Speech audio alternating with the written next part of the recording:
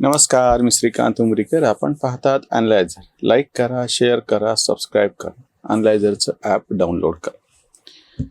काय आश्चर्याची गोष्ट आहे की एक साधं डिजिटल एक मशीन आहे, EVM. त्याच्यावरती ह्या सगळ्या लेब्रांडोंचा विश्वास नाही.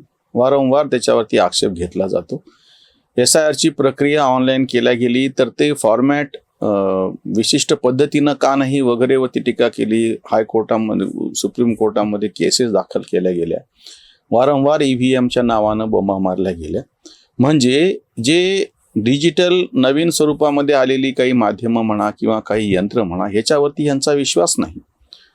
पण एक डिजिटल पार्टी तयार होती, त्याच्यावरती हे भरभरून लिहितात.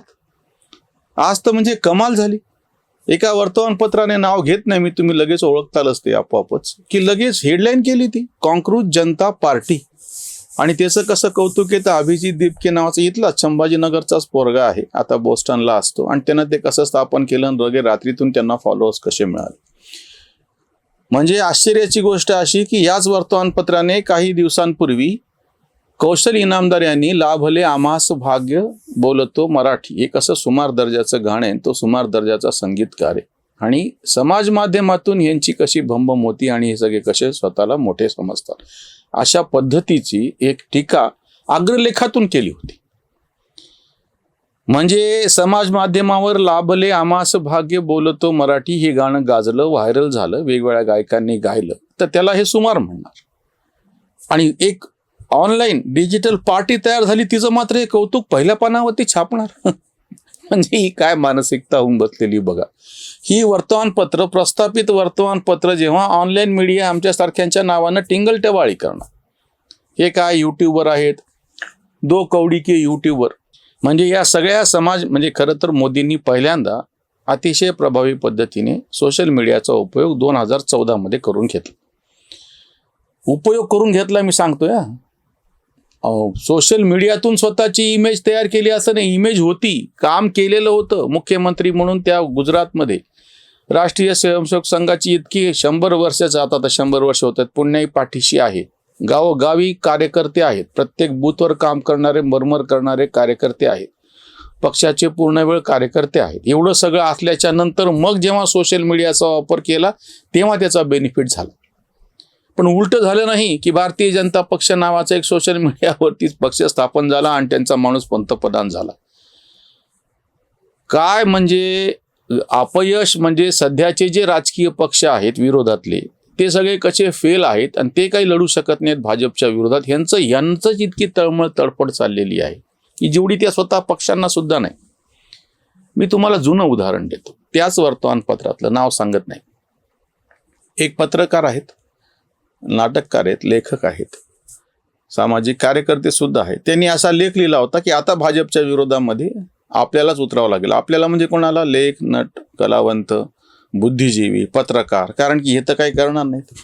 निर्भय बनववाल्यांचा तोच मुद्दा असतो की राजकीय पक्षांना तर काही करता येत नाही, तर आपणच पुढं आलं पाहिजे आणि आपणच भाजपच्या मोदी संघाच्या विरोधात लढलं पाहिजे. 2015ची गोष्ट आहे, 11 वर्ष होऊन गेली. खरं तर एखाद्या राजकीय पक्षाच्या विरोधात तुम्हाला उतरून निवडणूक जिंकणे, प्रत्यक्ष काम करणे, ह्याच्यासाठी प्रत्यक्ष कामच करावं लागतं. महात्मा गांधींना विचारलं होतं की शांतीचा मार्ग कुठला? ते म्हणले शांतीचा मार्ग वगैरे काही नाही, शांती हाच मार्ग आहे म्हणले. जावं लागते त्या रस्त्यानं, वेगळं काही करावं लागत नाही. गरिबांसाठी काय करायला पाहिजे? आधी गरिबाच्या छातीवरून उठा. वाचन संस्कृतीसाठी काय करायला पाहिजे? आम्ही त्या धर्तीवरती म्हणतो, वाचलंच पाहिजे ना, साधी गोष्ट आहे ना. बाकीची चर्चा करून, अगदी ऑनलाईन पण चर्चा करून काही नाही होणार. वाचलं पाहिजे प्रत्यक्षामध्ये.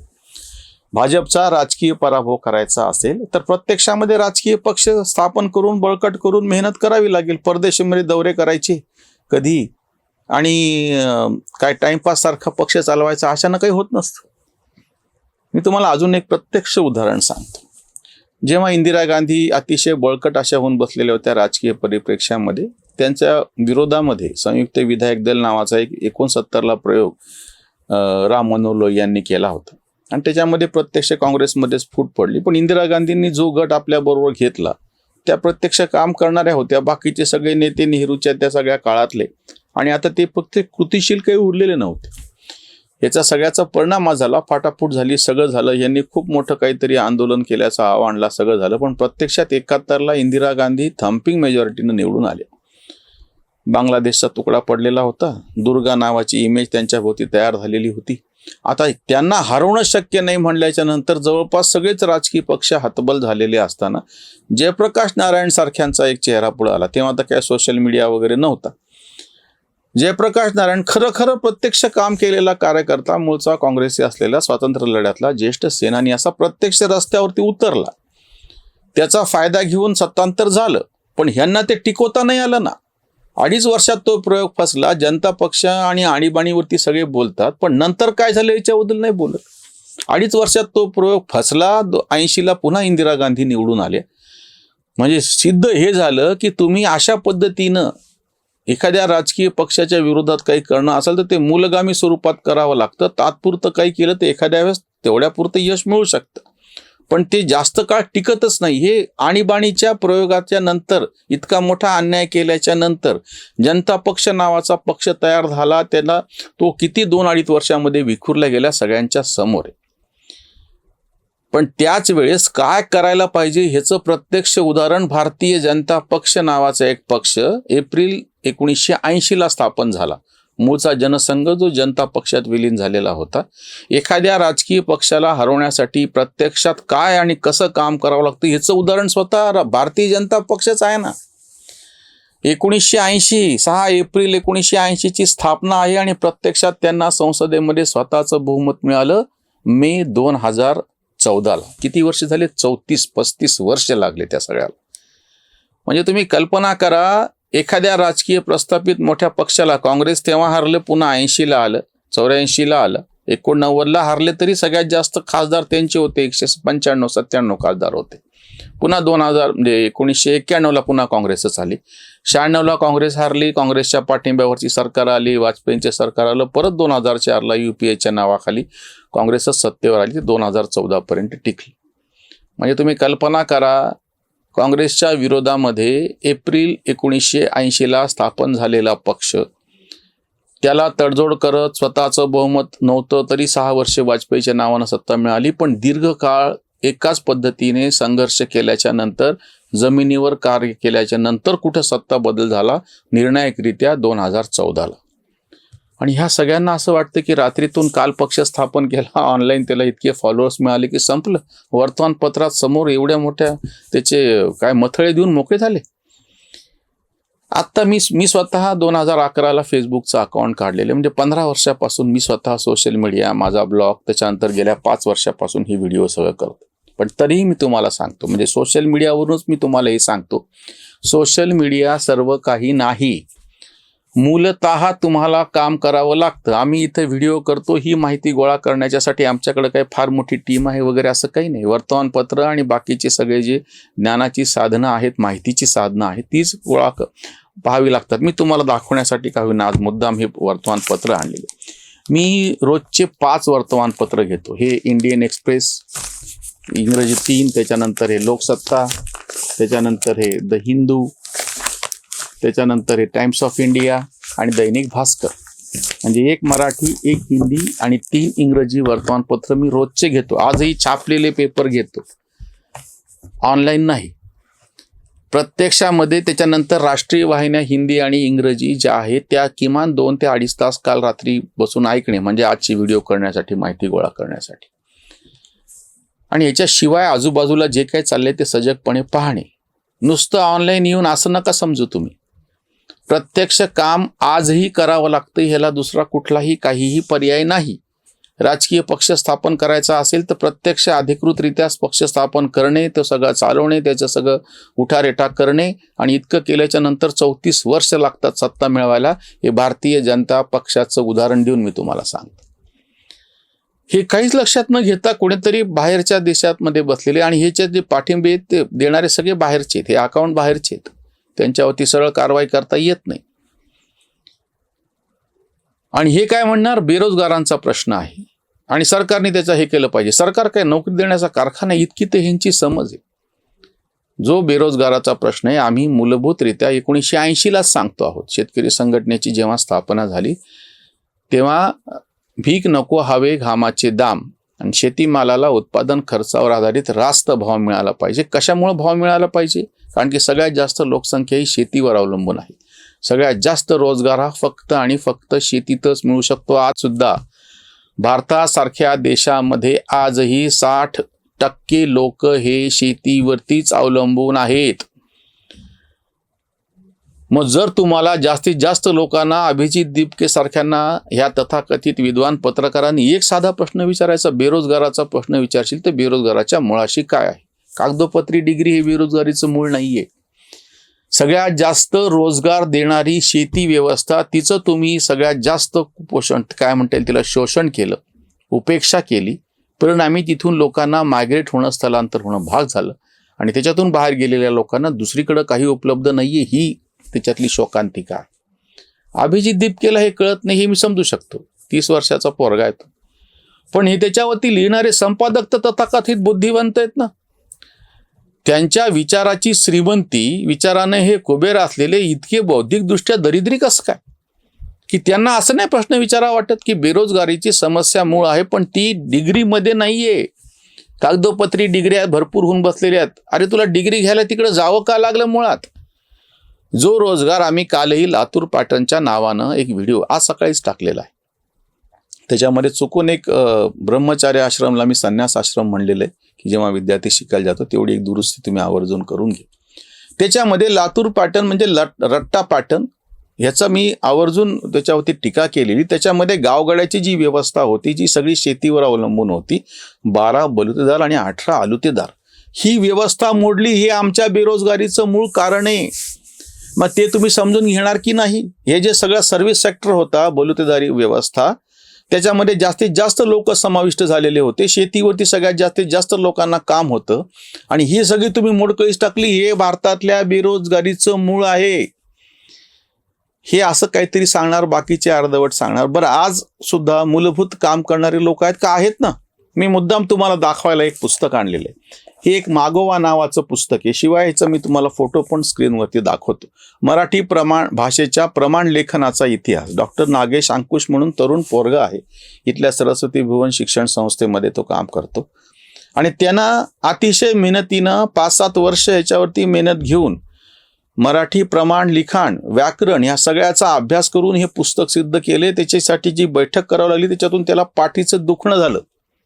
आत्ताच्या काळातलं सांगतोय, जनरेशन झेडचा उल्लेख करतात ना, हे मी काम करणारी पोरं तुम्हाला दाखवतोय.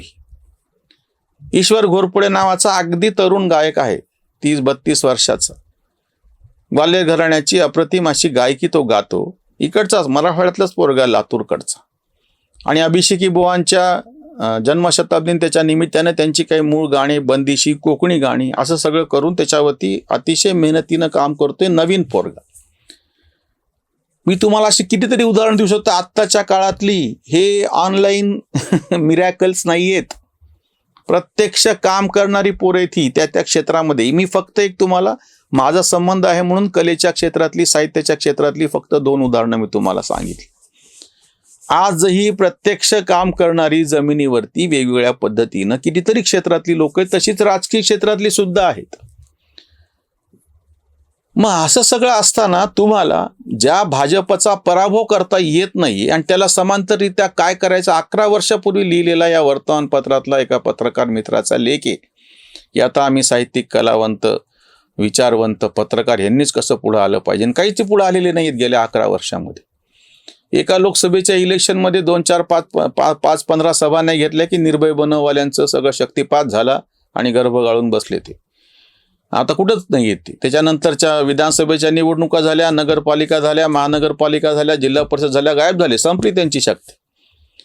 किंवा सुट्टीचा दिवस, पाऊस, शनिवार, रविवार, दुसरा आणि चौथा पाऊन सभा घेत, अशाच्यानं राजकीय चळवळ होत नसती, ऑनलाईन राजकीय चळवळ होत नसती. आम आदमी पक्ष म्हणजे काय होतं?